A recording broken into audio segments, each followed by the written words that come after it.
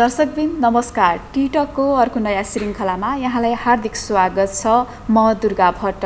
पछिल्लो समय बाढी पहिरो विपदजन्य घटनाहरू पनि बढिराखेका छन् र स्थानीय तहले बजेट पनि सार्वजनिक गरिसकेको छ। यसै पेरिफेरीमा रहेर आजको हामी यो टिटकलाई अगाडि बढाउनेछौँ। आज हामीसँग ठाकुरबाबा नगरपालिका बर्दियाका नगर प्रमुख घननारायण श्रेष्ठ हुनुहुन्छ। आउनुहोस् उहाँलाई स्वागत गरौँ। स्वागत छ सर यहाँलाई। धन्यवाद। नमस्कार। आराम हुनुहुन्छ? हजुर ठिक छ। पछिल्लो समयको व्यस्तता कस्तो छ? अझ असार मसान्त पनि अब सकिने लागेको छ, के छ अवस्था?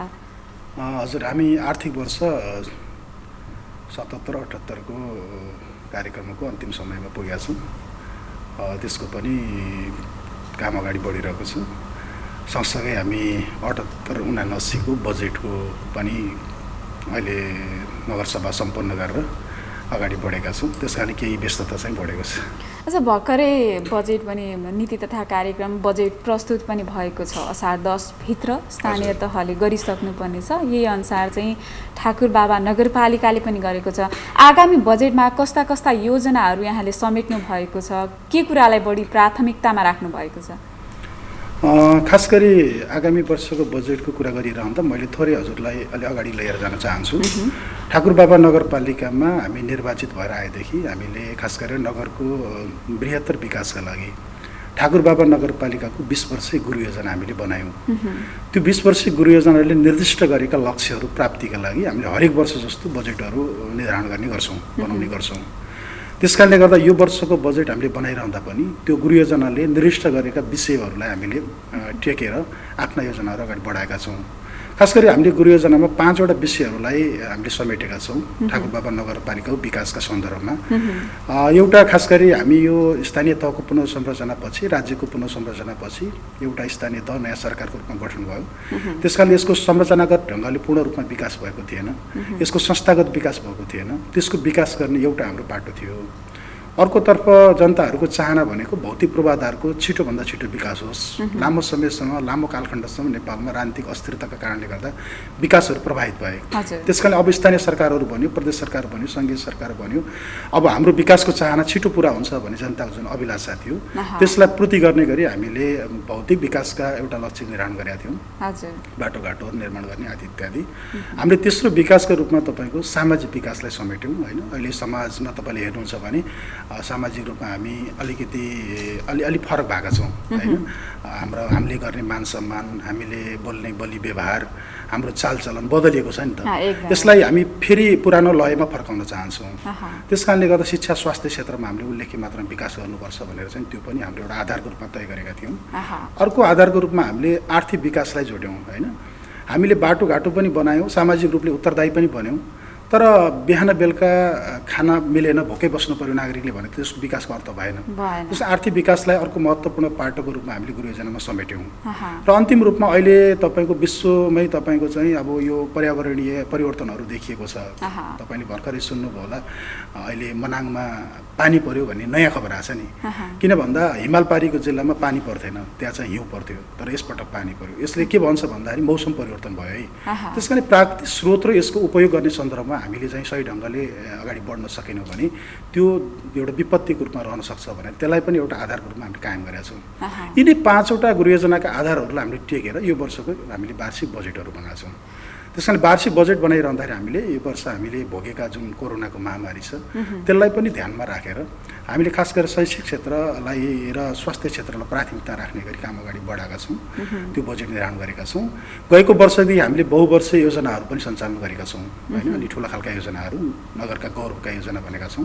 त्यसलाई पनि हामीले बजेट पर्याप्त मात्रामा विनियोजन गरेका छौँ। जस्तै यहाँले भन्नुभयो 20 वर्षीय गुरु योजना बनाएर चाहिँ हामी अगाडि बढिराखेका छौँ र त्यसमा विशेष गरी 5 वटा कुराहरूलाई चाहिँ बढी प्रायोरिटीमा राखेर चाहिँ अघि बढिराखेका छौँ। यसरी भनिराख्दाखेरि ती आफूले योजना बनाएर जस्तो ती 5 कुरालाई हरेक वर्ष 5 कुराहरूलाई चाहिँ पूर्ति गर्ने, अगाडि बढाउने भनिराख्दाखेरि त्यसमा कतिको सफलता प्राप्त भएको छ? आफूले कतिको चाहिँ मैले गरेँ जस्तो यहाँलाई लाग्छ?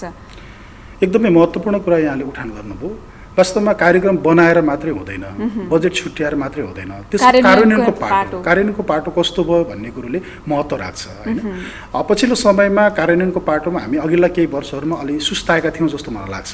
किन भन्दाखेरि हामीले भर्खरै नगरपालिकाको नयाँ जुन स्वरूप हामीले प्राप्त गऱ्यौँ, हामीसँग पर्याप्त मात्रामा कर्मचारीहरू थिएनन्, हाम्रो आफ्नो कार्यालय भवन पनि थिएन, वडा कार्यालयहरू थिएनन्, अब स्वास्थ्य चौकीहरू सबै ठाउँमा थिएनन्, विद्यालयहरू व्यवस्थित थिएनन्। यी सबै कुराहरूको बावजुद पनि हामीले हाम्रा कामहरू सुरुवात गऱ्यौँ। अब त्यसलाई फर्केर हेर्दाखेरि जुन पहिलो जुन आधारको रूपमा मैले अघि कुरा गरेको थिएँ, संरचनागत विकास गर्ने, संस्थागत विकास गर्ने, हामी निर्वाचित भएर आउँदाखेरि कार्यपालिका कसरी चलाउने, नगरसभा कसरी सञ्चालन गर्ने, वडा कार्यहरू कसरी सञ्चालन भन्ने ज्ञान पनि हामीसँग थिएन, ती कानुन पनि हामीसँग थिएन। त्यस्तो अन्यलका बिचमा हामीले सुरु गरिरहँदाखेरि अहिले हामीले त्यसलाई व्यवस्थित गरेका छौँ। थुप्रै कानुनहरू हामीले निर्माण गरेका छौँ।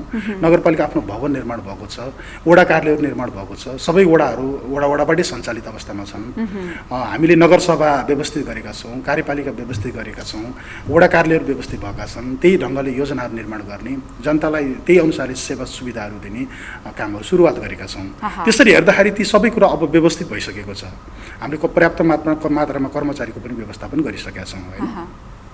अर्कोतर्फ हामीले हजुरले भने जस्तै जुन भौतिक पूर्वाधारको क्षेत्रमा कुरा गर्दा हाम्रो नगरपालिका पर्यटकीय नगरपालिकाको रूपमा पनि चिनिन्छ। ठाकुरद्वारा क्षेत्र हाम्रो नगरपालिकाभित्र पर्छ। बर्दिया राष्ट्रिय निकुञ्जको हामी काखैमा छौँ। झन्डै 32-35 किलोमिटर क्षेत्रफल त हाम्रो बर्दिया राष्ट्रिय निकुञ्जसँग जोडिएको छ। तर पनि तपाईँको पर्यटकहरू देश विदेशबाट आउने बाटाघाटाहरू तपाईँ अस्तव्यस्त, हिलाम्य बाटाघाटाहरू, साँगुरा बाटाघाटाहरू, पुलपुलेसा नभएर तपाईँको चाहिँ धेरै बेर रोकिनुपर्ने, ठाकुरद्वारा जानको लागि तपाईँ ओरै खोलामा बाढी आयो भने घन्टौँ घन्टा कुर्नुपर्ने, यस्तो खालको परिस्थितिमा हामी थियौँ हिजो। तर आज हामीले कस्तो खालको योजना बनाएका छौँ भन्दाखेरि हरेक वडालाई नगरको केन्द्रसँग जोड्ने, हरेक वडाको केन्द्रलाई गाउँहरूसँग जोड्ने, गाउँहरूलाई बस्तीसँग जोड्ने, यसरी तपाईँको समग्र बाटाघाटाको गृहयोजना हामीले बनाएर ती बाटाघाटाहरू अगाडि बढाएका छौँ। हामीले हरेक ठाउँमा पुलपुलेसाहरू बनाएका छौँ, कतिपय ठाउँमा झोलुङ्गे पुलहरू बनाएका छौँ, अनि अरू भौतिक पूर्वाधारका क्षेत्रमा हामीले त्यही ढङ्गको योजना बनाएर अगाडि बढेका छौँ। त्यस कारण हामीलाई केही सन्तुष्टि मिलेको छ। अब सामाजिक क्षेत्रमा कुरा गर्नुहुन्छ भनेदेखि हामीसँग जम्मा तपाईँको चाहिँ सबै वडाहरूमा तपाईँको विद्यालयहरू थिएन। अहिले हरेक वडामा हामीले माध्यमिक विद्यालय पुर्याएका छौँ, हरेक विद्यालयमा पुर्याएका छौँ। अहिले जनताको चाहना अङ्ग्रेजी माध्यमबाट पढाइ होस् भन्ने खालको छ नि त। त्यस कारण हामीले धेरै विद्यालयहरूबाट अङ्ग्रेजी माध्यमबाट पढाइ सुरु गरेका छौँ। कक्षा 5, कक्षा 8को इन्डिया स्ट्यान्डर्ड टेस्ट परीक्षा हामी नगरपालिकाबाट सुरुवात गरेका छौँ। त्यसले अत्यन्त राम्रो सन्देश गएको छ। गएको वर्ष मात्रै ठुलो सङ्ख्यामा सामुदायिक विद्यालयमा विद्यार्थीको सङ्ख्याहरू वात्तै बढेको छ।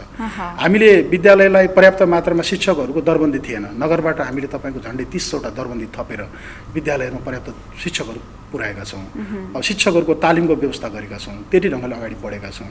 त्यति मात्रै होइन, अहिले तपाईँले सामाजिक सञ्जालहरू आदि इत्यादि हेर्नुभयो भने कतिपय त पढ्न पनि नमिल्ने शब्दहरू त्यहाँ उल्लेख भएको देख्छु। त्यो देख्दाखेरि मलाई लाग्छ हाम्रो समाज भड्केर कतातिर जाँदैछ होइन। हाम्रो युवा पुस्ता यो चिन्ताको विषय छ। हाम्रो युवा पुस्ता कतातिर जाने हो भन्ने लाग्छ। हामीले त्यो कुरालाई मध्यनजर गरेर चाइल्ड ड्रिम भन्ने एउटा प्रोजेक्ट चलाएका छौँ। अब बच्चाहरूलाई गर्भबाट किन नसिकाउने? मैले पनि सुनेको छु 6 महिनापछि त बच्चाले गर्भबाट पनि सिक्न थाल्छ, बुझ्न थाल्छ। हाम्रो महाभारतको तपाईँको त्यो एउटा अध्यायमा तपाईँले हेर्नुभयो भने अभिमन्युले गर्भमै छँदाखेरि पढेको, जानेको, सुनेको, बाआमाले कुरा गरेको, अर्जुन लिएर चाहिँ सुभद्राले कुरा गरेको, उनले गर्भमै सुनेको भन्ने कुरा प्रसङ्ग छ नि त। त्यो कुरो त आखिर विज्ञानले प्रमाणित गर्यो नि। त्यही कुरालाई जोडेर हामीले चाइल्ड ड्रिम प्रोजेक्ट चलाइरहेछौँ अहिले। किन भन्दा भोलि अबको 20 वर्ष पछाडिको समाज कस्तो बनाउने, अबको 30 वर्ष पछाडिका युवाहरू कस्तो खालको बनाउने, हाम्रो नेपाल कस्तो बनाउने, हाम्रो ठाकुरबाबा कस्तो बनाउने, त्यसलाई परिकल्पना गरेर हामी सामाजिक क्षेत्रमा कस्तो चाइल्ड ड्रिम प्रोग्रामको कुरा गर्नुभयो। थोरै त्यसमा मैले फेरि कुरा गर्न चाहेँ। त्यो चाइल्ड ड्रिम प्रोग्राममा कस्ता कस्ता विषयवस्तुलाई चाहिँ समेट्नु भएको छ, त्यो कतिको प्रभावकारी चाहिँ भएको छ? जस्तो त्यसमा त अझ धेरै कुराहरू गर्नुपर्ने पनि होला होइन। भर्खरै नयाँ प्रोजेक्टको रूपमा ल्याउँदाखेरि धेरै कुराहरू नपुगेको पनि हुनसक्छ। त्यसमा चाहिँ कसरी गरिराख्नु भएको छ, त्यसलाई चाहिँ कसरी अगाडि बढाइराख्नु भएको छ? हजुरले राखेको प्रसङ्गमा म जानकारी गराउन चाहन्छु। यो नेपालकै पाइलट प्रोजेक्ट हो। हाम्रो ठाकुरबाबाबाटै सुरुवात भएको नेपालकै पाइलट प्रोजेक्ट हो यो चाहिँ। खास गरी तपाईँको हामीलाई के लाग्यो भन्दा जस्तो इसिटी भन्ने प्रोग्राम चाहिँ चलेकै थियो हामी कहाँ होइन। इसिटी प्रोग्राम 3 वर्षदेखि माथिका बालबालिकालाई 5 वर्षसम्म भनेर चलेकै थियो। हामीले त्यसलाई कार्यक्रम अझ भित्र लगेर तपाईँको जस्तो सुनौलो 1000 दिनको प्रोग्राम पनि नेपाल सरकारले चलाइरहेको छ। त्योसँग जोडेर हामीले त्यसलाई चाहिँ बालबालिकालाई असल कसरी बनाउने त, बालबालिका असल बनाउने कुरा मात्रै होइन, बालबालिका असल बनाउनुभन्दा पूर्व त बालबालिका बाआमा पनि त असल हुनु पऱ्यो नि त, एकदमै परेन। त्यो बच्चा गर्भमा छँदाखेरि बच्चाले सन्तुलित भोजन प्राप्त गरेन अथवा आमाले सन्तुलित भोजन प्राप्त गरिनन् भने त्यो बच्चा सपाङ्ग भएर त जन्मिँदैन। मानसिक रूपले तपाईँको त्यो कमजोरी भएर जन्मिन्छ, शारीरिक रूपले कमजोर भएर जन्मिन्छ। त्यस कारण बच्चा गर्भमा छँदाखेरि आमाले के कुरा सोच्छिन् भन्ने कुराले भोलिको बच्चामा प्रभाव पार्दो रहेछ नि त। बच्चा गर्भमा छँदाखेरि त्यो आमाको सासू ससुरा श्रीमानको व्यवहारले गर्दा त्यो बच्चामा डर पैदा गर्दो रहेछ, त्यो बच्चामा खुसी पैदा गर्दो रहेछ। त्यो कुरालाई हामीले प्रोजेक्टमा जोडेका छौँ त्यसमा। त्यस कारणले गर्दा त्यो बच्चा जन्मदाखेरि नै एउटा तपाईँको चाहिँ असल सपाङ्ग बच्चा जन्मोस्, मानसिक रूपले तन्दुरुस्त बच्चा जन्मोस्, त्यस पछाडि पनि त्यसले पाउनुपर्ने सबै सुविधाहरू प्राप्त गर्दै जाओस्। त्यो खालको वातावरण घर परिवारले दिन सकोस्, आमाले त्यो वातावरण दिन सकोस्, बाले त्यो वातावरण दिन सकोस्, बाजे बजैले त्यो वातावरण दिन सकोस् र एउटा असल बच्चा बनाएर चाहिँ असल नागरिक बनाउन सकौँ भन्ने त्यसको मूल उद्देश्य छ। त्यो उद्देश्यलाई टेकेर हामी अगाडि बढिरहेका छौँ। त्यस कारणले गर्दा त्यो पाइलट प्रोजेक्ट रूपमा हामी झन्डै 2 वर्ष चलाइसक्यौँ, अब तेस्रो वर्षमा जाँदैछौँ। समग्र नगरपालिकाकै प्रतिनिधित्व गरेको छ यो प्रोजेक्टले कि के छ? अनि यो प्रोजेक्ट हामीले पहिला सुरुमा कस्ता बढी लाभान्वित कस्ता व्यक्तिहरू छन्? होइन, हामीले यसमा के गर्यौँ भन्दाखेरि सुरुको वर्षमा 4वटा वडाबाट हामीले पाइलट प्रोजेक्ट रूपमा हामीले हेऱ्यौँ होइन। त्यसमा अहिले नगरपालिकाभरि यो कार्यक्रम लागू छ।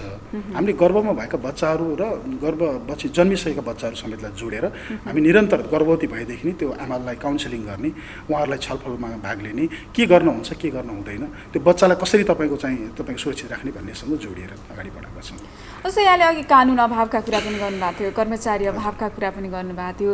त्यो पिरियडमा काम गर्दाखेरि कतिको चुनौती या समस्याको सामना गर्नु पर्यो, जुन अहिले यो अवस्था अब त करिब करिब अन्तिम वर्ष पनि आइसक्यो, अब 1 वर्ष मात्रै बाँकी छ यहाँहरूको पनि।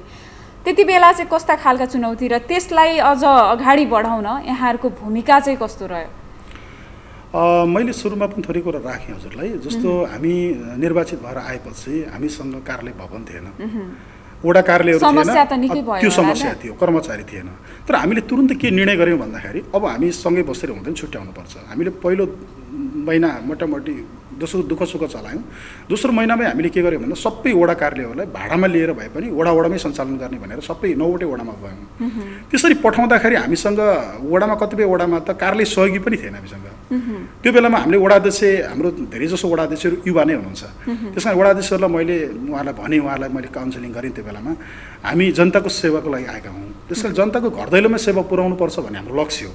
त्यो लक्ष्य प्राप्तिका लागि हामीले तपाईँको सम्बन्धित वडामा गएर काम गर्नुपर्छ भने चाहिँ उहाँहरू तयार हुनुभयो। एउटा कोठा भाडामा लिएर हामीले वडाध्यक्ष आफैले ताला खोल्नुभयो, आफै ताला बन्द गर्नुभयो, आफैले कुचो लगाउनु भयो। त्यो ढङ्गले हामीले सुरुवात गऱ्यौँ, आफैबाट सुरुवात गऱ्यौँ। निकै जटिल थियो। बिस्तारै हामीले कर्मचारीको तपाईँको परिपूर्तिहरू गर्दै गयौँ। अहिले व्यवस्थित ढङ्गले सबै वडाहरू 9वटै वडा कार्यालयहरू सञ्चालित अवस्थामा छ, नगरपालिका कार्यालय सञ्चालित अवस्थामा छ र हामीले त्यो संरचनागत रूपमा हामीले अब व्यवस्थापन गर्न सक्यौँ भन्ने मलाई लागेको छ। र हामीले अब यसको संस्थागत रूपमा व्यवस्थापन पनि गरेका छौँ होइन। नगरपालिकाको कार्यालयबाट सेवा हामीले दिएका छौँ, वडाबाट सेवा दिएका छौँ। अब तपाईँको चाहिँ वडा कार्यालय कहाँ हो भनेर खोज्नु भौतारी पर्ने अवस्था छैन। अहिले यो वर्ष मात्रै हामीले 4वटा वडा कार्यालयहरूलाई तपाईँको चाहिँ वडा कार्यालयको चाहिँ भवनहरू सम्पन्न गरेका छौँ। आगामी वर्ष पनि 1-2वटा भवनहरू निर्माण गरेर सबै वडा कार्यालयलाई व्यवस्थित गर्दैछौँ। सबैमा अब लगभग यो वर्षभित्रमा सबै वडाहरूमा चाहिँ भवनहरू बनिसक्ने, संस्थाको संरचनाहरू बनिसक्ने? हजुर, सबै संरचना बनिसक्छ। म बजेटमै रहेर चाहिँ यहाँसँग कुरा गरिराखेको छु। जस्तो 5वटा कुरा त समावेश गरेर नै हामीले बजेट ल्याएको छौँ भन्नुभयो। जस्तो अहिले कोरोना महामारी, स्वास्थ्यलाई बढी प्राथमिकतामा राखेको छौँ पनि भन्नुभयो। जस्तो आगामी बजेटमा अन्य नयाँ योजनाहरू चाहिँ के थप्नुभयो या तिनै योजनाहरूलाई निरन्तरता दिनुभयो, के छ? हामीले खास गरी गएको वर्षदेखि अलि ठुला नगरका गौरवका योजनाहरू भनेर मैले अघि पनि हजुरलाई निवेदन गरेँ। हामीले नगरपालिकाको केन्द्रलाई वडाको केन्द्रसँग जोड्ने, वडाको केन्द्रलाई गाउँ बस्तीसँग जोड्ने। त्यसको लागि त सबभन्दा पहिला त बाटोको पूर्वाधार चाहिँदो रहेछ, पुलपुलिसाहरू नै चाहिँदो रहेछ। त्यसको लागि हामीले तपाईँको चाहिँ झन्डै 15-20 करोडको चाहिँ योजनाहरू अगाडि बढाएका थियौँ। गएको वर्षको बजेटले मात्रै त्यो सम्भव थिएन। त्यस कारणले यो वर्षको बजेटको पनि झन्डै तपाईँको चाहिँ हामीले चाहिँ 12 करोडभन्दा बढी रकम त त्यही पूर्वाधारको लागि खर्च गर्ने गरी अगाडि बढेका छौँ। त्यसको अलावा हामीसँग तपाईँको चाहिँ अहिले हामीले नगर हस्पिटल सञ्चालन गरेका छौँ। 24 घन्टे त्यो सेवा छ त्यहाँ। अब हिजो खास गरेर कोरोनाको महामारीको बेलामा नेपालगञ्ज पनि हामीबाट धेरै टाढा छ, गुलरिया पनि हामीबाट टाढा छ, कोलपुर पनि टाढा छ। हाम्रा नागरिकहरूले तपाईँको ज्यान गुमाउने अवस्था नहोस् सकेसम्म भनेर हामी तपाईँको चाहिँ नगरमै नगर हस्पिटल सञ्चालन गरेका छौँ। हामीसँग MBBS तहको एकदम मेडिकल अधिकृत हुनुहुन्छ, अरू पर्याप्त मात्रामा हामीले तपाईँको स्वास्थ्य कर्मी साथीहरूको नियुक्त गरेर सञ्चालन गरेका छौँ। त्यसलाई पनि हामीले पर्याप्त मात्रामा बजेटिङ गरेका छौँ होइन। अब त्यो निरन्तर सञ्चालन भएर अगाडि बढ्छ। कोभिड रहे पनि त्यो सञ्चालन हुन्छ, कोभिड नरहे पनि त्यो सञ्चालन हुन्छ। त्यो ढङ्गले अगाडि बढेका छौँ। अघि पनि मैले हजुरलाई भने जस्तै अब हरेक वडामा माध्यमिक तहको विद्यालय पुर्याउनुपर्छ भन्ने भइसकेपछि यो वर्ष हामीले थप 2वटा माध्यमिक विद्यालयहरू सञ्चालन गरेका छौँ, सञ्चालन गर्ने तर्खरमा लागेका छौँ। अब हरेक वडामा तपाईँले माध्यमिक तहको विद्यालय प्राप्त गर्न सक्नुहुन्छ। हामीले यतापट्टि विद्यालय बढाइरहेका छौँ, विद्यालयको तपाईँ स्तर उन्नति गरिरहेका छौँ। तर हामीले पछाडि फर्केर हेरौँ भने विद्यालयको सङ्ख्या बढाएका छैनौँ, फेरि विद्यालयको सङ्ख्या बरु घटाएका छौँ। हामीसँग 32वटा सामुदायिक विद्यालय थियो, त्यसलाई घटाएर 26मा ल्याएका छौँ। हामीले घटाएका छौँ। किन घटायौँ भन्दाखेरि गुणस्तरीय शिक्षा दिनको लागि पर्याप्त मात्रामा तपाईँको चाहिँ भौतिक संरचनाको अलावा जनशक्तिको पनि व्यवस्थापन गर्नुपर्ने रहेछ। त्यो खालको तपाईँको अरू शैक्षिक सामग्रीको पनि व्यवस्थापन गर्नुपर्ने रहेछ। त्यस कारण साना साना विद्यालयहरू भन्दा पनि अब ठुला विद्यालयको अवधारणामा जानुपर्छ। एउटा वडामा एउटा लिडर विद्यालय बनाउने, त्यो विद्यालय माध्यमिक तहको विद्यालय होस्, त्यसले अरूलाई लिड गरोस्। त्यो ढङ्गले चाहिँ हामी चाहिँ अगाडि बढेका छौँ। त्यस कारणले गर्दा मलाई चाहिँ शिक्षा स्वास्थ्यको क्षेत्रमा उल्लेख्य मात्रामा प्रगतिहरू भएको छ। आगामी वर्षको बजेट पनि गएको छ। भौतिक पूर्वाधारमा पनि त्यही ढङ्गले हामीले गएको वर्ष सुरुवात गरेका सम्पूर्ण योजनाहरूलाई यो वर्ष पुरा गर्ने गरी हामीले बजेट निर्धारण गरेका छौँ र त्यही ढङ्गले लक्ष्यले हामी अगाडि बढेका छौँ। सबै आयोजनाहरू तपाईँको टेन्डर प्रक्रियामा गइसकेका छन्, निर्माण काम सुरु भइसकेका छन्। त्यो भएर यो वर्षलाई हामीले चाहिँ अब हामीले छोडेर जाँदाखेरि एउटा अलिक फरक खालको नगरपालिका, एउटा अनुभूति गर्ने लायकको नगरपालिका छोडेर जाने चाहिँ हिसाबले हामी तयारी गरेका छौँ। जस्तो कतिपय अब नागरिकहरूकै गुनासोहरू आउने गर्छन्, बजेटहरू छुट्याउने, बजेट विकास पूर्वाधार निर्माणमा छुट्याउने, तर काम त्यति सोचे अनुरूप नहुने भन्ने पनि देखिन्छ, सुनिएको छ। कतिपय स्थानीय तहमा भएका पनि छन् त्यस्ता। यहाँ जस्तो ठाकुरबाबा नगरपालिकामा ती गुनासोहरू आउने बाटो चाहिँ बन्द गर्नुभएको छ कि के छ? स्वाभाविक रूपले हामी कहाँ तपाईँको पहिलादेखि नै काम गर्दाखेरि विकासका कामहरू गर्दाखेरि 2वटा माध्यमहरू छन्। एउटा माध्यम भनेको उपभोक्ता समिति मार्फत गर्ने हो, अर्को माध्यम भनेको तपाईँको ठेकेदार मार्फत टेन्डर मार्फतबाट गर्ने हो। त्यही विधिबाट हामी अगाडि बढिरहेका छौँ। अब हामी कहाँ हामीले के देख्यौँ भन्दाखेरि उपभोक्ता समितिहरू बनाउने, उपभोक्ता समितिहरूले तपाईँको त्यसलाई अलि व्यवस्थित ढङ्गले त्यो कामहरू नगर्ने, सामान्य कामहरू गर्ने र खास साँच्चै भन्नुपर्दाखेरि अब बजेटहरूमा तपाईँको 8-10 लाख रुपियाँको बजेट हाल्यो भने 2-4 लाखको काम गर्ने, बाँकी पैसा यताउता गरेर टालतुल गरेर तपाईँको मिलाउने खालको प्रवृत्ति रहेछ हिजो। हामीले त्यसलाई अन्त्य गर्नुपर्छ भनेर एउटा कार्यविधि बनाएका छौँ होइन। उपभोक्ता समिति गठन र त्यसले तपाईँको विकासको काम गर्ने एउटा कार्यविधि हामीले निर्माण गरेका छौँ। त्यो कार्यविधि बनाइसकेपछि त्यो कार्यविधिले उनीहरूलाई तपाईँको व्यवस्थित गरेको छ अनि उनीहरूले गर्नुपर्ने कामलाई त्यो उत्तरदायित्व जिम्मेवारीलाई तपाईँको त्यसमा उल्लेख गरेका छौँ हामीले। त्यो ढङ्गले अहिले धेरै कामहरू व्यवस्थित भएर अगाडि बढेको छ। त्यो अलिक गुणस्तर पनि वृद्धि हुँदै गएको छ। अर्कोतर्फ यो ठेक्काबाट गर्ने काममा पनि अब ठेकदारहरूको लापरवाहीका कारणले गर्दा नेपालमा धेरै विकासका कामहरू अलपत्र परेको हामीले भेटायौँ। अहिले पनि त्यो छ कतिपय ठाउँमा। हामीले सकेसम्म उनीहरूलाई तपाईँको ताकेता गर्ने र त्यो कामहरूलाई गुणस्तरीय बनाउने गरी सुरुवात गरेका छौँ र अहिले चाहिँ अब अलिक व्यवस्थित हुँदै पनि अगाडि बढेको छ। र अब बनेका भौतिक पूर्वाधारका योजनाहरू तपाईँको चाहिँ अलिक गुणस्तरीय र तपाईँको टिकाउ दीर्घकालीन रूपमा अगाडि बढ्ने खालका चाहिँ छन्। जस्तो भौतिक पूर्वाधारलाई चाहिँ बढी जोड दिनुभएको देखिएको के हो त्यहाँको अवस्था? होइन, भौतिक पूर्वाधार मैले त्यो एउटा पाटो हो। मैले अघि 5वटा पाटो हजुरलाई के लाग्यो बढी प्राथमिक त्यो त यस्तो भयो। अब ग्रामीण नगरपालिकामा तपाईँको एउटा गाउँबाट अर्को गाउँमा जानै सकिएन भनेदेखि त त्यसको अर्थ रहेन। त्यसका पहिला त बाटो चाहिने नै रहेछ। त्यो बनाउन नचाहेर पनि बनाउनुपर्छ। त्यो चाहिँ हाम्रो एउटा काठको हिजो चाहिँ तपाईँको सानो पुल थियो, कल्भर्ट थियो, त्यसलाई बाढीले भत्काइदियो। अब त्यो बाढीले भत्काइसकेपछि 2टा गाउँको बिचमा सम्पर्क विच्छेद भयो। त्यो त्यो गाउँका मान्छेहरूलाई तपाईँको चाहिँ नगरपालिकासम्म आउन पनि धौ भयो, वडा कार्यालयसम्म पनि जान धौ भयो। पहिला त त्यो कल्भर्ट त बनाउनु पऱ्यो नि त। त्यस कारण त्यो ढङ्गले हामीले तपाईँको भौतिक पूर्वाधारलाई राख्नै पर्ने भयो। तर त्यसको अलावा हामी तपाईँको सामाजिक र आर्थिक विकासका कामहरूलाई पनि त्यत्तिकै प्राथमिकता राखेर अगाडि बढिरहेका छौँ। मैले हजुरलाई भने अघि जस्तो हामी आउँदाखेरि जम्मा 4वटा स्वास्थ्य चौकी थियो। 4वटा स्वास्थ्य चौकी भनेपछि हामीको 9वटा वडा छ। 4वटा वडामा 4वटा स्वास्थ्य चौकी थियो। हामीले त्यसलाई 9वटै वडामा विस्तार गरेछौँ। अहिले 9वटै स्वास्थ्य चौकीबाट हामीले सेवा दिइरहेछौँ। नगरको 9वटा वडामा वडा स्तरीय स्वास्थ्य चौकीहरू छ, त्यहाँबाट हामी सेवा दिइरहेछौँ। अहिले नगर हस्पिटल थिएर नगर हस्पिटलबाट सेवा दिइरहेका छौँ होइन। यसरी तपाईँको चाहिँ त्यसलाई विस्तार गरेका छौँ। हरेक वडामा विद्यालय पुऱ्याएका छौँ। सामाजिक विकासलाई पनि हामी त्यत्तिकै महत्त्व दिएका छौँ। त्यसको अलावा आर्थिक विकासको कुरा गरिरहँदाखेरि पनि हामीले गएको वर्ष मात्रै हाम्रो नगरपालिकाबाट 5.5 करोड रुपियाँ हामीले कृषि र पशुपालनको क्षेत्रमा छुट्यायौँ। हामीले ठुलो सङ्ख्यामा मान्छेहरू अहिले तपाईँको चाहिँ देशको विभिन्न ठाउँमा विदेशमा काम गर्ने नागरिकहरू हाम्रो नगरपालिका हुनुहुन्छ। अहिले पनि हेर्नु भने अलिकति पढे लेख्यो भनेदेखि विदेश जाने रहर उसले चाहिँ पाल्छ। किन विदेश जाने रहर पाल्छ भन्दाखेरि हामी कहाँ बत्ती जान्छ, बाटो राम्रो छैन, यो राम्रो छैन, त्यो राम्रो छैन। त्यो भौतिक सुख खोज्नै विदेश जाने त हो नि। त्यसैले भौतिक पूर्वाधार विकास पनि त हामीले गर्नु पर्यो, त्यो विदेश जाने मान्छेलाई रोक्न पनि गर्नु पर्यो। अर्को हामीले रोजगारी पाएनौँ भनेर भनिरहेको मान्छेलाई रोजगारी सृजना गर्ने काम पनि त गर्नु पर्यो। त्यसको लागि रोजगारी सृजना गर्ने हामी कहाँको मुख्य माध्यम भनेको त कृषि नै हो। फेरि त्यस कारण युवाहरूलाई कृषिमा कसरी ल्याउन सकिन्छ, कृषिमा कसरी उनीहरूलाई तान्न सकिन्छ भनेर हामीले तपाईँको चाहिँ कृषिमा ठुलो बजेट गएको पर्छ छुट्टै हामीले। त्यही भएर जस्तो मसलाजन्य बालीहरू उत्पादन गर्ने, आलु उत्पादन गर्ने, त्यो क्षेत्रमा किसानहरूलाई जस्तो 1 बिघामा तपाईँको चाहिँ आलु खेती गर्ने, मसला खेती गर्ने मान्छेले 1 लाख रुपियाँ अनुदान दिने खालको कार्यक्रमहरू सञ्चालन गर्यो हामीले। कतिको प्रभावकारी भयो ती कार्यक्रमहरू? त्यो कार्यक्रमहरू प्रभावकारी नै भए, तर चाहिँ हाम्रोमा एउटा समस्या के देखियो भन्दाखेरि अहिले युवा पुस्ताहरूमा कृषिप्रति त्यति तपाईँको चाहिँ मान्छेको लगाव छैन, त्यति जाँगर छैन। त्यसमा धेरै गाह्रो छ, कृषिमा तान्नको लागि धेरै गाह्रो छ। हामीले अहिले भर्खरै मात्र तपाईँको झन्डै 65-70वटा जति पावर टिलरहरू वितरण गऱ्यौँ, मिनी टिलरहरू वितरण गऱ्यौँ। किन त्यो गऱ्यौँ त भन्दा कृषिलाई अब आधुनिकरण गर्नुपर्छ। कृषि अप्ठ्यारो भयो मान्छेलाई। किन अप्ठ्यारो भयो भन्दाखेरि 1 बिघा जग्गा खेती गर्छ, वर्षभरि तपाईँको एकल गोरु एकल राँगा पाल्नुपर्छ, अनि उसले आत्तिने भयो त्यो कुरा। त्यस कारण त्यो 1 बिघा खेती गर्नलाई त तपाईँ एउटा सानो मिनी टिलर भयो नि त। त्यो भएपछि दिनभरि त वर्षभरि तपाईँको त्यो भैँसी पाल्ने, राँगा पाल्ने तपाईँको चाहिँ त्यो दुःख गर्न परेन। राँगा पाल्ने 2टा राँगा पाल्नेको सट्टामा 2टा भैँसी पाले भयो, दुध बेचेर फाइदा पनि हुने भयो, गोबर पनि हुने भयो, होइन, मल पनि हुने भयो। अनि जोत्ने काम तपाईँको पावर टिलर गरे भयो। त्यसैले कृषिलाई कसरी आधुनिकीकरण गर्ने, कसरी यसलाई व्यवसायीकरण गर्ने, कसरी तपाईँको यसको मूल्य तपाईँको चाहिँ श्रृङ्खलामा लागत घटाउने भन्ने हिसाबले नगरपालिका कामहरू गरेको छ। अनि त्यसको अलावा हामीले तपाईँको चाहिँ कृषि प्राविधिकहरू पनि गाउँ गाउँमा पुर्याएका छौँ। कृषकको गोठमा पशु प्राविधिक, कृषकको खेतबारीमा कृषि प्राविधिक भन्ने नारा छ हाम्रो। हामीले हरेक वडामा कृषि प्राविधिक राखेका छौँ, हरेक वडामा पशु प्राविधिक राखेका छौँ। अनि त्यसरी हामीले घर गोठमै पुर्याएका छौँ। त्यो ढङ्गले कृषिलाई उत्थान गर्नुपर्छ भनेर लागेका छौँ। जस त्यसका केही राम्रा सङ्केतहरू देखिएका छन्। थुप्रै मात्रामा अहिले बाख्रा फर्महरू स्थापित भएका छन्, थुप्रै मात्रामा बङ्गुर फर्महरू स्थापित भएका छन्, भैँसीका फर्महरू स्थापित भएका छन्, थुप्रै मान्छे लोकल कुखुराहरू पाल्ने, बट्टै पाल्ने कुराहरूमा लागेका छन्। अनि यसरी तपाईँको चाहिँ अब युवाहरू पनि चुरमुराएको देखिन्छ। तपाईँले बस्ती बस्तीमा जानुभयो भने नयाँ नयाँ तपाईँको चाहिँ यो बाख्रा फर्महरू, कुखुरा फर्महरू बनाएको मान्छेहरू त्यसमा लागेको देख्नुहुन्छ। त्यो नगरपालिकाले तान्ने प्रयत्न गरेको छ त्यतापट्टि।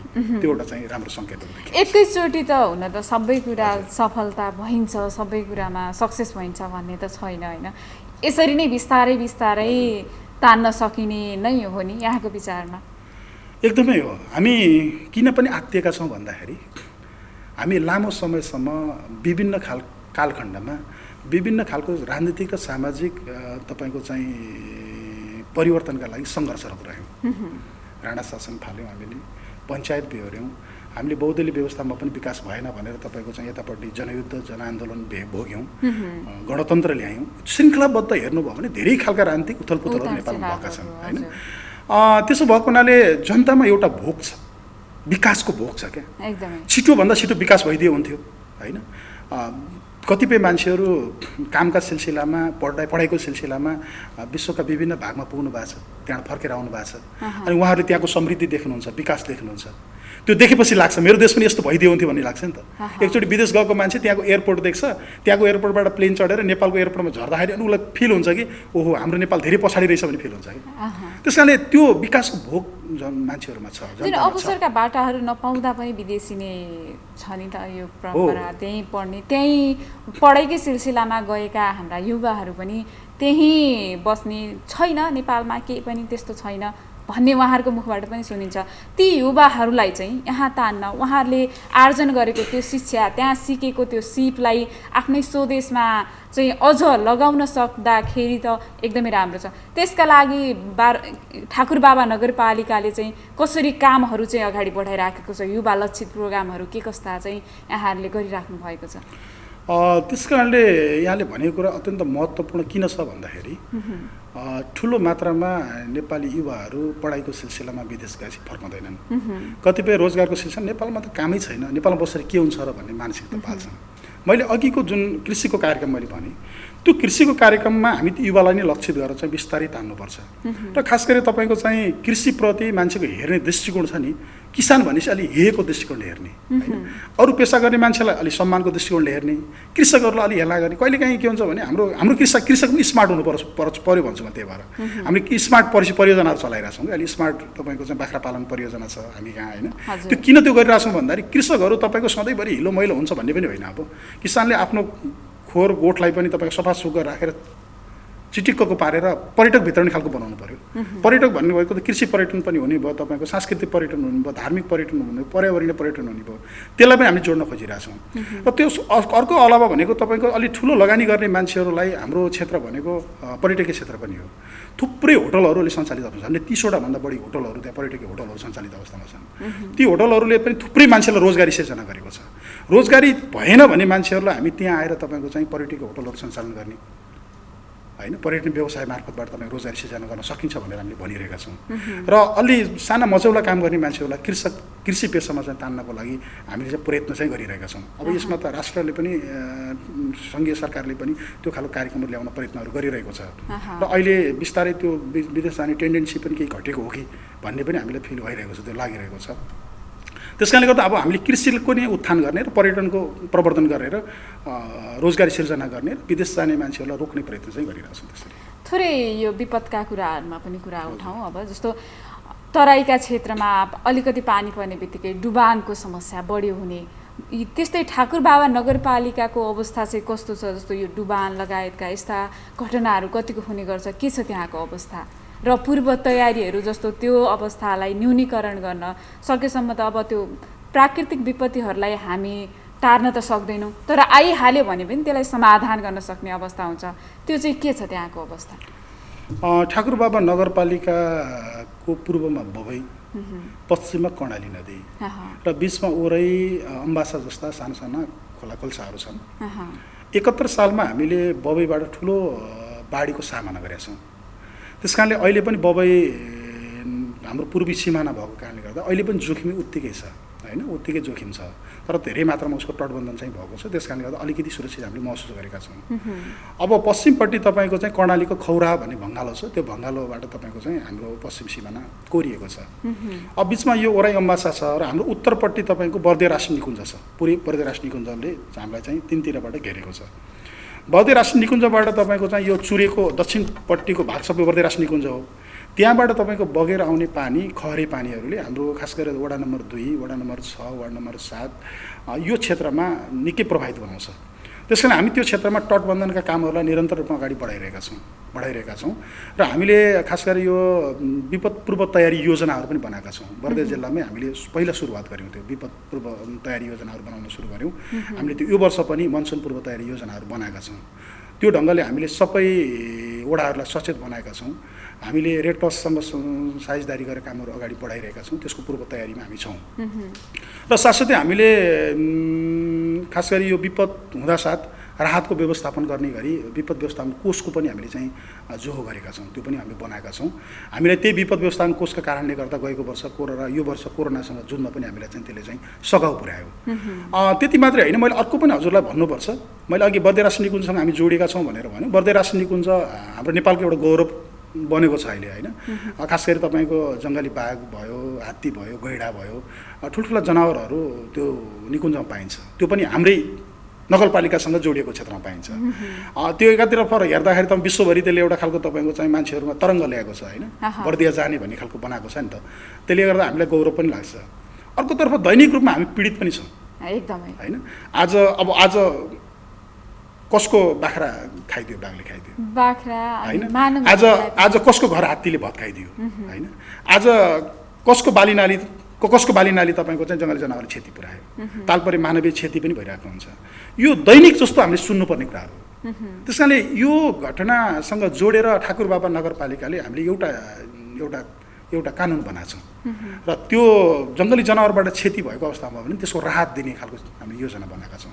र हामीले जस्तो कुनै धनजनको क्षति भयो भने तत्काल धेरै नभए पनि काजक्रिया त गर्नु पऱ्यो नि त तुरुन्तै, होइन? त्यसका लागि पनि त पैसा त चाहियो। घाइते भयो एम्बुलेन्समा हालेर नेपालमा त पुऱ्याउनु पऱ्यो नि त, कोलपुर त पुऱ्याउनु पऱ्यो नि त, त्यसका लागि पनि तुरुन्त पैसा त चाहियो। त्यो ढङ्गले हामी तपाईँको 20,000सम्म तपाईँको तुरुन्तै त्यो राहत दिने, घाइते भएको अवस्थामा त्यो मृत्यु भएको अवस्थामा दिने। अनि बालीनाली क्षति पुऱ्यायो भने 1 बिघामा तपाईँको लगाएको बालीनाली खाइदियो भने कमसेकम 9,000 रुपियाँसम्म तपाईँको चाहिँ त्यसको राहत दिने, होइन? त्यस्तो खालको कार्यविधि बनाएर अनि त्यस्तै तपाईँको पशुधनको नोक्सान भयो भने त्यसको पनि राहतको कार्यविधि बनाएर हामीले वितरण गरिरहेका छौँ, होइन? गएको वर्ष मात्रै हामीले झन्डै 20 लाखको हाराहारीमा राहत वितरण गरेका छौँ। त्यस कारण यो निरन्तर चलिरहेको छ। अब अहिले फेरि अब बाढी पहिरो सुरु भयो भने त्यसमा पनि राहतको कार्यक्रम चाहिँ जोड्छौँ। जस्तो थोरै यो निकुञ्जका कुरा, जस्तो यो 2 वर्षको आँकडालाई हेर्दाखेरि 21 जना मानवलाई बाघले खाएको र 2 जना हात्तीले मारेको गरेर टोटल 23 जना चाहिँ बितेको यो 2 वर्षको आँकडा छ। केही दिन अगाडि मात्र प्रस्तुत भएको थियो, होइन? यस्तो अब समाधानै त गर्न सक्ने अवस्था नरहन पनि सक्छ होला, होइन? तर तिनीहरूलाई चाहिँ अब सुरक्षित राख्न चाहिँ नगरपालिकाको तयारी, नगरपालिकाले गर्नुपर्ने प्रयासहरू कस्ता प्रयासहरू गरेको छ, के छ? त्यो विषयमा हामीले यो निकुञ्जबाट प्रभावित क्षेत्रका जनताहरूलाई निकुञ्जको त्यो प्रताडनाबाट जोगाउनलाई 2 किसिमका योजनाहरू हामीले निर्माण गरेका छौँ। एउटा दीर्घकालीन प्रकृतिका योजनाहरू छन्, एउटा अल्पकालीन प्रकृतिका योजनाहरू छन्। अल्पकालीन प्रकृतिका योजनाहरूमा खास गरी मैले अघि पनि जोडेँ, हामीले राहतका कार्यक्रमहरू जोडेका छौँ। तपाईँको बालीनाली क्षति भयो, थोरै भए पनि राहत पाओस् उसले, होइन? त्यसपछि कमसेकम बिउ त किन्न त पुगोस् उसलाई, त्यो खालको राहतको कार्यक्रमहरू जोडेका छौँ। त्यसपछि सँगसँगै हामीले त्यो जङ्गली जनावरले कम क्षति पुर्याउने खालका बालीहरू लगाउनलाई पनि हामीले प्रोत्साहन गरेका छौँ। बाली बिमाका कार्यक्रमहरूलाई पनि यो वर्षबाट हामीले जोड्दैछौँ, होइन? ती अल्पकालीन खालका कार्यक्रमहरू भए अवेरनेसका कार्यक्रमहरू सँगसँगै जोडेर लगाएका छौँ। जस्तो फलफुल खेती गर्नुहोस् त्यो क्षेत्रमा, होइन? फलफुलको बुट्टाहरू अलिक ठुला हुन्छन्, साना जनावरले त्यसलाई नोक्सान पुर्याउँदैनन् भन्ने हिसाबले कार्यक्रमहरू जोडेका छौँ। जस्तो तपाईँको चाहिँ अमिलो भयो, कागती भयो, त्यसलाई त्यसले नोक्सान पुर्याउँदैन, त्यो खालको खेती गर्नुहोस् भनेर उहाँलाई जोडेका छौँ, होइन? यो अल्पकालीन प्रकृतिको कामहरू भयो। दीर्घकालीन प्रकृतिको काममा हामीले निकुञ्जको त्यो नगरपालिकासँग जोडिएको क्षेत्रमा पक्की पर्खाल बनाएको छौँ। पक्की पर्खाल भनेर त्यो बिमको पर्खाल, होइन? त्यो आरसिसी पर्खालहरू बनाउन सुरु गरेका छौँ हामीले। झन्डै 4 किलोमिटर जति बनाएको छौँ अहिले, होइन? त्यसले गर्दा पनि ठुलो राहत चाहिँ मिलेको छ। जस्तो त्यो ठुलो लगानी छ, त्यो थोरै पैसाले बन्दैन। 1 किलोमिटर तपाईँको निर्माण गर्नलाई झन्डै 1.25 करोड जति हाराहारी खर्च हुन्छ। त्यो पनि हामीले सङ्घीय सरकार र प्रदेश सरकारसँग अनुरोध गरेर केही क्षेत्रमा प्रदेश र सङ्घले पनि पैसा हालिदियो, अरू बाँकी नगरपालिकाले तपाईँको जो गरेर त्यसरी दीर्घकालीन रूपमा त्यसरी बन्द गर्ने, फेन्सिङ वायरहरू, त्यो इलेक्ट्रिक तारहरू लगाउने, त्यसरी रोक्ने प्रयत्नहरू गरेका छौँ। अल्पकालीन रूपमा तपाईँको चाहिँ त्यो राहत कार्यक्रम जोडेका छौँ। थोरै यता कोरोना महामारीतिर कुरा गर्न चाहेँ मैले। जस्तो यो दोस्रो भेरिएन्ट, अझ पहिलो चरणको कोरोनाभन्दा यो दोस्रो चरणको कोरोना चाहिँ एकदमै मानिसहरूलाई आजित बनायो। धेरै मानिसहरूको मृत्युवरण पनि गर्न पुग्नुभयो। यो ठाकुर बाबा नगरपालिकाको अवस्था कस्तो रह्यो, त्यसको सामना गर्न कतिको चुनौती भयो, पूर्व तयारीहरू के थिए? जस्तो पहिलोले दोस्रोलाई कसरी चाहिँ ट्याकल गर्न सिकायो, कसरी चाहिँ त्यो अगाडि बढ्न सक्नुभयो यहाँले, कस्तो रह्यो त्यहाँको अवस्था? ठाकुरबाबा नगरपालिकाले हामीले माघको 16 गते शहीद दिवस पर्छ, त्यो दिनलाई हामीले रक्तदान दिवसको रूपमा मनाउने गरेका छौँ नगरपालिकाले नै। अनि मलाई लाग्छ अघिल्लो वर्षको माघको 16 गते हामी रक्तदान दिवस मनाइरहँदाखेरि चीनको वुहानबाट तपाईँको कोरोनाको सुरुवात भएको थियो, ठ्याक्कै त्यही बेला सुरुवात भएको थियो। हामीले त्यो रक्तदान दिवसको दिनबाट नै त्यो रक्तदान गरिरहँदाखेरि नै अब चाहिँ कोरोनाबाट हामीलाई समस्या पर्न सक्छ भनेर हामीले एउटा योजना त्यो दिन नै बनाएको थियौँ, कोरेका थियौँ।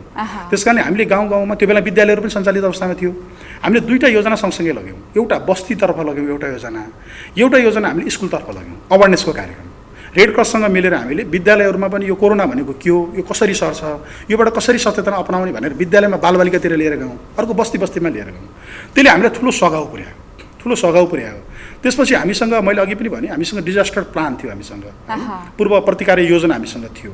त्यो योजनाले गर्दा पनि हामीलाई तपाईँको विपद पर्दाखेरि कसरी सामना गर्ने भनेर हामीलाई सिकाएको थियो त्यसमा। त्यसले गर्दा पनि हामीले त्यो सामना गर्न सजिलो भयो। हामीले बिस्तारै तपाईँको चाहिँ पहिला नागरिकलाई सचेत बनायौँ, त्यसपछि विदेशबाट आउने विभिन्न ठाउँमा नागरिकहरूलाई तपाईँको चाहिँ क्वारेन्टिनमा राख्ने, आइसोलेसनमा राख्ने, उहाँहरूकोमा घर दैलोमा गएर उहाँहरूलाई सचेत बनाउने कामहरू गऱ्यौँ। तेस्रो क्रम आइसकेपछि अब लकडाउन बढ्दै जाँदाखेरि त घरमा खाद्यान्न सकियो नि त, राहत वितरण कामहरूलाई त्यसपछि हामीले जोड्दै गयौँ। र तपाईँको त्यसपछि तपाईँको बिरामीलाई उपचार गर्ने क्रम जोडियो। यसरी क्रमागत रूपमा हामीले योजनाहरू बनाउँदै बनाउँदै गएर अघिल्लो भेरिएन्टमा हामीले तपाईँ काम गऱ्यौँ। जब दोस्रो खालको भेरिएन्ट फेरि सुरु भयो त्यो कुरामा हामीले अघिल्लो पाठबाट हामीले केही सिकेका थियौँ फेरि होइन। अघिल्लो पटकमा हामीले धेरै मात्रामा तपाईँको चाहिँ झन्डै 60-70 लाख रुपियाँ त हामीले तपाईँको खाद्यान्न मात्रै बाँडेका छौँ होइन। हामीले झन्डै 32 लाख जति नगदै बाँडेका छौँ, नागरिकलाई बाँडेका छौँ। हामीले आम नागरिकलाई पनि आह्वान गऱ्यौँ, विभिन्न सङ्घ संस्थालाई आह्वान गऱ्यौँ र हामीले तपाईँको थुप्रो मात्रामा तपाईँ कामका लागि राहतका लागि काम भन्ने परियोजनाहरू चलायौँ। यसरी तपाईँको नागरिकको बस्तीसम्म कमसेकम आर्थिक तपाईँको पनि सँगसँगै पुगोस् भनेर हामीले चाहिँ जुधेका थियौँ अघिल्लो पटक। अलिक पटकमा त अलिक कडा खालको थियो, धेरै मान्छेहरू तपाईँ प्रभावित भयो, म आफै पनि पोजिटिभ भएँ। अनि त्यो भइसकेपछि हामीले तपाईँको चाहिँ पछिल्लो पटक अब चाहिँ नगरमा एउटा हस्पिटलको जरुरत छ। कमसेकम तपाईँको चाहिँ नेपालगञ्ज पुर्याउनुभन्दा पहिला त सिरियस मान्छेलाई त हामी उपचार गर्न नसकौँला, सामान्य मान्छेलाई उपचार गर्दै लानुपर्छ भनेर नगरमा हामीले त्यो हस्पिटलको सुरुवात गऱ्यौँ। देश विदेशमा रहेका थुप्रै नागरिकहरूले हामीलाई तपाईँको त्यसमा सहयोग गर्नुभयो। त्यो ढङ्गले तपाईँको हामीले त्यो हस्पिटललाई सुरुवात गरेर अगाडि बढ्यौँ। सँगसँगै हामीले तपाईँको अरू पछिल्लो पटक आउँदाखेरि होम आइसोलेसनको हामीले अवधारणा अगाडि लिएर आयौँ। सबैलाई आइसोलेसनमा राख्न सम्भव थिएन।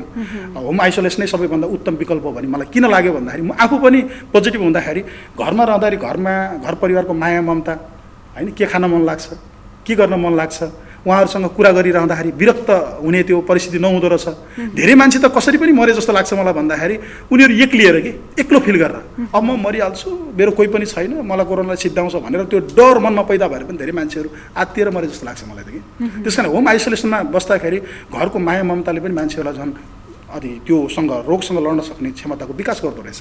त्यसरी हामीले होम आइसोलेसनहरूलाई व्यवस्थित गऱ्यौँ पछिल्लो पटक। जस्तो अझै अब फेरि तेस्रो भेरिएन्ट पनि देखा पर्न थालिसकेको छ नेपालमा, यहीँ पनि देखा परेको छ। यसको लागि चाहिँ तयारीहरू के कस्तो छ यहाँको त्यो नगरपालिकाको? अब तेस्रो भेरिएन्टको लागि त अहिले हामीले जस्तो हामीलाई दोस्रोमा सबभन्दा समस्या केले पार्यो भन्दा अक्सिजनले पार्यो होइन, सबभन्दा बढी अक्सिजनले समस्या पार्यो। त्यस कारणले गर्दा हामीलाई बेडहरूको समस्या भयो। अहिले हामीले तपाईँको नगरमा झन्डै 30 बेड बराबरको एउटा हस्पिटल तयार गरेका छौँ र हामीले आवश्यक पऱ्यो भने तुरुन्त त्यसलाई तपाईँको 50-60 पुर्याउने गरी त्यो खालको पूर्व तयारी पनि हामीले गरेका छौँ। हामीसँग तपाईँको हिजो अक्सिजनको सिलिन्डरहरूको अभाव थियो होइन, अहिले हामीसँग अक्सिजनको सिलिन्डर झन्डै 60वटा जति अक्सिजनको सिलिन्डरहरूको हामीले जो गरेका छौँ होइन। हामीसँग तपाईँको अक्सिजन कन्सन्ट्रेटरहरू नै तपाईँको चाहिँ झन्डै 15-20वटा जति अक्सिजन कन्सन्ट्रेटरहरूको हामीले व्यवस्थापन गरेका छौँ। मेडिकल अफिसर सहितको एउटा टिम हामीले बनाएका छौँ र त्यस कारणले त्यो त तपाईँको चाहिँ भोलि भइसकेपछि उपचारको कुरा भयो। त्यो हुनुभन्दा अगाडि के गर्ने त भन्दाखेरि त त्योभन्दा पहिला त अवेरनेस नै हो नि। हरेक मान्छेले आफूलाई म सुरक्षित रहन्छु भनेर सुरक्षित राख्यो भनेदेखि सजिलो हुन्छ। त्यस कारणले गर्दा हामीले आम नागरिकहरूलाई पनि त्यो हिसाबले सचेतना अपनाउन चाहिँ भन्ने त्यो वडामा एउटा वडा स्तरीय तपाईँको त्यो एउटा समिति छ, नगरमा चाहिँ एउटा सिएमसी छ, नगर स्तरीय सिएमसी छ, त्यसको मातहतबाट निरन्तर हामीले सञ्चार गरिरहेका हुन्छौँ उनीहरूलाई चाहिँ। कतिपय बस्तीहरूमा म आफै पनि गएर उहाँहरूसँग अन्तर्क्रियाहरू छलफल गर्ने, दूरी मेन्टेन गरेर छलफलहरू गर्ने, उहाँहरूलाई चाहिँ सचेत बनाउने कामहरू गरिरहेका हुन्छौँ।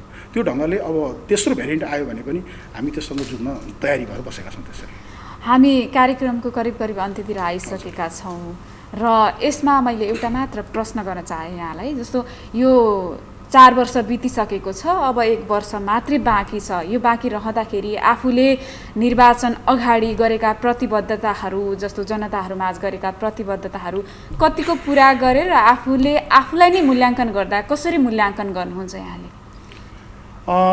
मान्छेको जात कहिले पनि सन्तुष्ट हुँदैन, कहिले पनि सन्तुष्ट हुँदैन। हिजोसम्म म एउटा हिलामे बाटोमा हिँड्थेँ, गएको वर्ष मैले त्यो बाटो बनाएँ, अहिलेको सालमा मैले त्यो बिर्सिन्छु। अघिल्लो वर्ष हिलामे बाटो थियो भनेको म बिर्सिन्छु। मान्छेको जात यस्तो हुँदो रहेछ। त्यस कारण हामीले हिजो निर्वाचनको बेलामा जाँदा हामी हरेक घर दैलोमा गयौँ। त्यहाँ गएर धेरै नागरिकहरूको हामीले आवाजहरू सुन्यौँ। सुनिसकेपछि हामीलाई के लाग्यो भन्दाखेरि हामी कहाँ बाटोघाटो रहेनछ, हामी कहाँ कृषिमा समस्या रहेछ, हामी कहाँ सिँचाइमा समस्या रहेछ, हामी कहाँ विद्यालयमा पढाउन को समस्या रहेछ, स्वास्थ्यको समस्या रहेछ। हामीले यस्तै कुराहरू सुनेका थियौँ। त्यसैलाई आधार बनाएर हामीले चाहिँ त्यो क्षेत्रमा हात हालेका छौँ। धेरै कुराहरूमा सफलता मिलिसकेको छ र हामी यो धेरै कुराहरू यो वर्ष प्राप्त पनि गर्छौँ, कम्प्लिट पनि गर्छौँ। मलाई लाग्छ कम्प्लिट नभएका कामहरूलाई पनि हामी सुरुवात गरेर चाहिँ अगाडि बढ्छौँ। त्यस कारणले मलाई के लाग्छ भन्दाखेरि हाम्रो कामप्रति म सन्तुष्ट छु, हाम्रो कामप्रति सन्तुष्ट छु र यो सुरुवाती वर्ष थियो, फेरि जग हाल्ने वर्ष। जस्तो हामी यो घरमा बसिरहेका छौँ अहिले, यो घरको जगमा सबैभन्दा बढी समय लागेको छ, आहा, सबैभन्दा बढी खर्च लागेको छ। एकदम तर त्यो जग त अहिले देखिँदैन नि त, देखिँदैन। होइन? अहिले त माथिको यसको भित्ताहरू देखिन्छ, यसको छानो देखिन्छ, यसको अगाडि पछाडिको तपाईँको रङरोगन भने चिटिक्क देखिन्छ। मान्छे त्यो मात्रै हेर्छ, तर जग त बिर्सिन्छ नि त। त्यसो हामी त जग बनाउने बेलामा आएका थियौँ, हामीले जग बनाएका छौँ, नगरपालिका जग बनाएका छौँ, हामीले नगरपालिकालाई व्यवस्थित गरेका छौँ, कानुन रूपले यसलाई तपाईँको व्यवस्थित गरेका छौँ, सुशासन कायम गर्ने दिशामा अगाडि बढेका छौँ, कामहरूलाई व्यवस्थित बनाएका छौँ, जनशक्तिको व्यवस्थापन गरेका छौँ, आवश्यक कानुनहरू बनाएका छौँ। ती सबै कुराले गर्दा तपाईँको चाहिँ हामीले भनेका कामहरू पुरा हुने दिशामा अगाडि बढेका छौँ। त्यस कारण म चाहिँ सन्तुष्ट छु। हस्, व्यस्त समय तथा विषम परिस्थितिका बावजुद पनि हाम्रो निमन्त्रणालाई स्वीकार गरेर यहाँसम्म आउनुभयो। आफूले गरेका काम, आफूले आगामी योजनाहरू लगायतका विषयमा हामीलाई पनि प्रश्न पारिदिनु भयो। यहाँलाई धेरै धेरै धन्यवाद। यहाँ लगायत यहाँको लोकप्रिय टेलिभिजन नेपाल टेलिभिजन कोलपुरलाई पनि म ठाकुर बाबा नगरपालिकाको तर्फबाट धेरै धेरै धन्यवाद दिन चाहन्छु। हामीलाई यो स्टुडियोसम्म बोलाएर तपाईँहरूले ठाकुर बाबा नगरपालिकामा भए गरेका कामहरूको विषयमा यसलाई जनताको बिचमा पुर्याउने, देश विदेशमा रहेका थुप्रै नागरिकले सुन्न पाउने, बुझ्न पाउने जुन अवसर सिर्जना गर्नुभयो, यसका लागि धेरै धेरै धन्यवाद छ। हस्, धन्यवाद, नमस्कार। दर्शकवृन्द, आजका लागि टिटकको समय सकिएको छ। टिटकमा आज हामीले ठाकुर बाबा नगरपालिका बर्दियाका नगर प्रमुख घननारायण श्रेष्ठसँग कुराकानी गऱ्यौँ। उहाँसँग आगामी बजेट र विपद तथा यो कोरोना महामारीका विषयमा केन्द्रित रहेर बढी कुराकानी गऱ्यौँ। कार्यक्रम कस्तो लाग्यो? जस्तो लाग्यो त्यस्तै प्रतिक्रिया दिनुहोला। तपाईँको दिन शुभ रहोस्। एनटिभी कोहलपुर हेर्दै नहर्नुहोला। नमस्कार।